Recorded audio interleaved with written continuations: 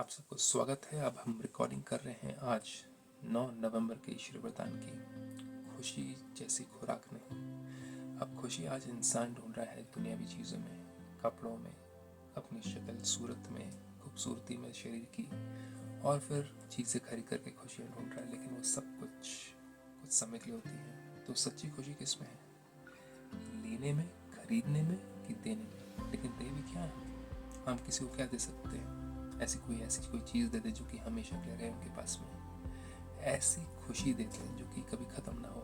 आपने किसी को गिफ्ट दिया, किसी को कुछ खरीद के दिया, आज नया कल पुराना ख़त्म। लेकिन आप क्या दे सकते हैं आप किसी को ताकि उसकी खुशी कभी ख़त्म ना हो? आज इस वरदान में हम उस चीज़ के बारे में डिस्कस करेंगे जो कि परमात्मा ने हमें समझाया। तो परमात्मा कहते हैं आज के वरदान में, मास्टर दाता बन खुशियों का खजाना बांटने वाले। मास्टर दाता परमात्मा ने हमें अपने साथ में कनेक्ट करवा दिया कि हम कौन हैं, हमारी असलियत क्या है, हमारा अस्तित्व क्या है।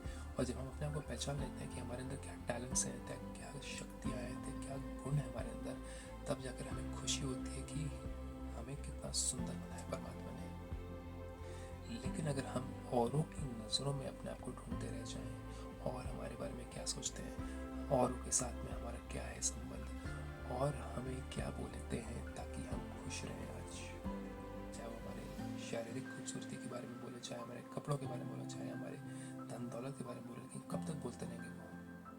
वो उसकी भी एक लिमिट है। लेकिन ऐसी कुछ चीज़ें हैं जिनके बारे में कोई इंसान अगर उस पर ध्यान दे तो उसकी कोई लिमिट ही नहीं है।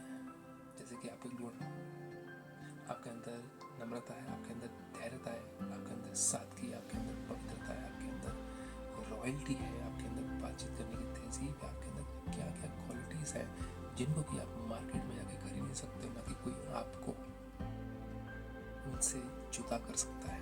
अगर हमारा फोकस उनके ऊपर जाए, ऐसे इम्पेरिशेबल जो कि कभी ना खत्म होने वाली ऐसे शक्तियाँ, ऐसे गुण, अगर हम उनके ऊपर फोकस करें तो हमारी खुशी का कोई अंत नहीं होगा। लेकिन जब हम भौतिक चीज़ों से अपने आप को तुलना करते हैं औरों के साथ में, भौतिक अनुसार हम औरों के साथ में कम्पीट करते हैं, उनके साथ में हम घृणा रखते हैं या उनसे हम एनवियस हो जाते हैं, तब जाकर के हमारी खुशी खत्म होनी शुरू होती है और हम अपनी खुशी को खुद ही खत्म करते हैं। तो इसलिए परमात्मा कहते हैं, वर्तमान समय सभी को अविनाशी खुशी की आवश्यकता है। सब खुशी के भिखारी हैं, ये सत्य है। घर घर की ये कहानी है। आप दाता के बच्चे हो। दाता के बच्चों का काम है देना। जो भी संबंध संपर्क में आए उसे खुशी देते जाओ, उसे उसके शारीरिक भौतिक जगत की प्राप्तियों से अलग करने के, उसके गुण, उसकी शक्तियों की तरफ उसका ध्यान दिलवाओ, जो कि कभी खत्म नहीं हो सकती, जो कि कोई छीन नहीं सकता है। बहुत सारे ऐसे अरबपति खरबपति थे, आपने सुनी भी होंगी कहानी, जो कि एक समय पे बैंकक्रप्ट हो गए थे, उनके पास में कुछ नहीं था, लेकिन उन्होंने ये सोचा कि मेरे पास में ऐसा क्या है जो कि अमूल्य है, जो कि मैं किसी को दे सकता हूँ। चाहे वो क्रिएटिविटी थी, चाहे उनके अंदर वो डिसिप्लिन था, चाहे उनके अंदर वो पवित्रता थी, चाहे उनके अंदर वो पोलाइटनेस थी, चाहे उनके अंदर कुछ भी टैलेंट था, उनमें उसके ऊपर फोकस किया, ना कि धन के ऊपर फोकस किया। और जब उन्होंने ये किया तब उनको समझ आया कि वो कितने अमूल्य हैं, वो क्या कुछ दे सकते हैं दुनिया को। और जब हम किसी को कुछ दे पाते हैं और उसके बारे में हम सोचते नहीं है, तो हमें उस समय सच्ची सच्ची ब्लेसिंग मिलती है। तो अगर हमें ब्लेसिंग्स कमानी है, हमें दुआएं कमानी है, तो हमें ये देखना है कि हम धन के अलावा, रंग रूप के अलावा, धन संपत्ति के अलावा हम क्या दे सकते हैं दुनिया को। और उस पर अगर हम फोकस करेंगे तो हम अपने आप से खुश होंगे कि हमारे पास कुछ है परमात्मा ने दिया हुआ। तो इसलिए परमात्मा कहते हैं, कोई खाली ना जाए, इतना भरपूर रहो कि हमें खुद इतना भरपूर रहना कि कोई खाली ना जाए। लेकिन अगर हम ऐसे बन गए जिसको खुद ही नाम मान शान की ज़रूरत है, जिसको खुद ही और उसे प्रेजेस की ज़रूरत है, तो हम क्या किसको दे पाएंगे?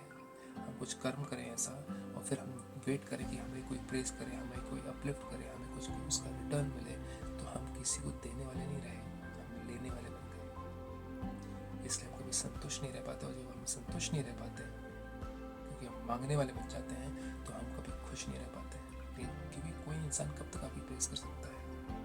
आप अनंत किसी की महिमा कर सकते हो अगर आपके अंदर एक नजरिया आ जाए, उनके अंदर एक गुण और उनकी शक्ति को देखने का। रूप से अलावा उनके अंदर जो टैलेंट्स हैं, उनके अंदर जो गुण हैं, अगर आपकी आंखें उतनी तेज बन जाए तो हर किसी से आप दुआएं कमा सकते हो, क्योंकि आप हर किसी को उसके अस्तित्व के साथ जोड़ पाते हो।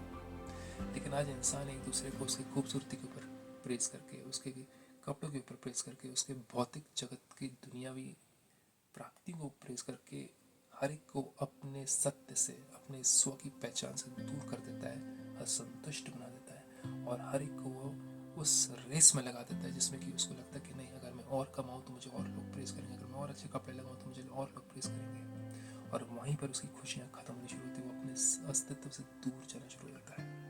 तो इसलिए परमात्मा कहते हैं